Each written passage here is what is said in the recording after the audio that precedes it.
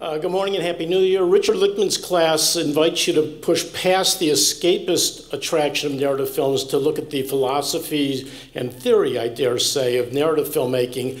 This class could conceivably be seen as 6 case studies in street-level pragmatism. Most of you are no doubt aware that one of the phenomena of the Bay Area is its appeal and attraction to documentary filmmakers. We have an extraordinary population of documentary filmmakers here, which allows us to offer this class year after year after year with a completely different lineup of films and filmmakers.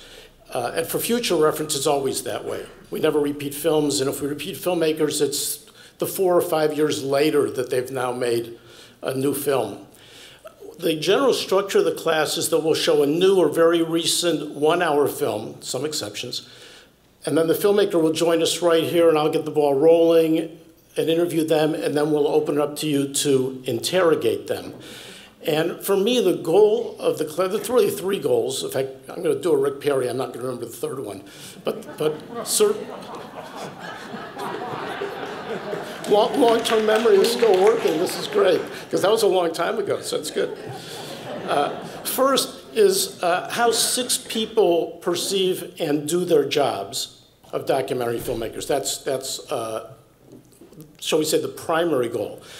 Because what we're going to cover is everything from the inception of their idea to how they strategized around it. And you may think that documentary filmmakers do everything out of passion and love and commitment, and that is true.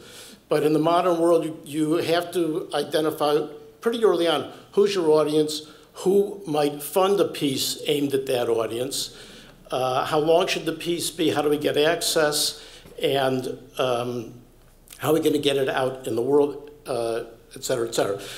But the second mission of this course is that in my other classes, we're often interrogating what are the goals of the filmmaker and what techniques do they use in their absence. They're not here to ask them directly. So here we actually have the filmmakers present to say, why did you choose this structure? Why did you go with this music, this tone, et cetera, et cetera? What I want to emphasize is this is a film class and not a current events class. So I'm not interested in talking about the subject matter of the films. I don't want to treat this as 6 interviews with experts now on a given subject. I want to look at how 6 people approach the world of documentary filmmaking and the practice of documentary filmmaking. Now, I'm just about out of time, so I can't share my list of filmmakers with you. But the odds are you'd only recognize a name or 2. And the thing I can tell you based on experience is that almost all documentary filmmakers are articulate, bright people who are thrilled to be candid on stage. Which reminds me of one other point.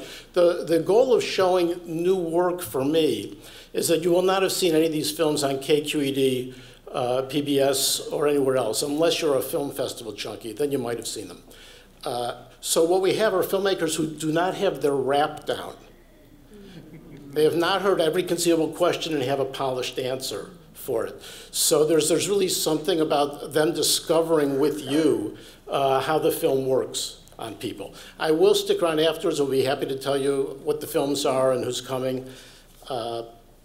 Thank you. Michael, thank you.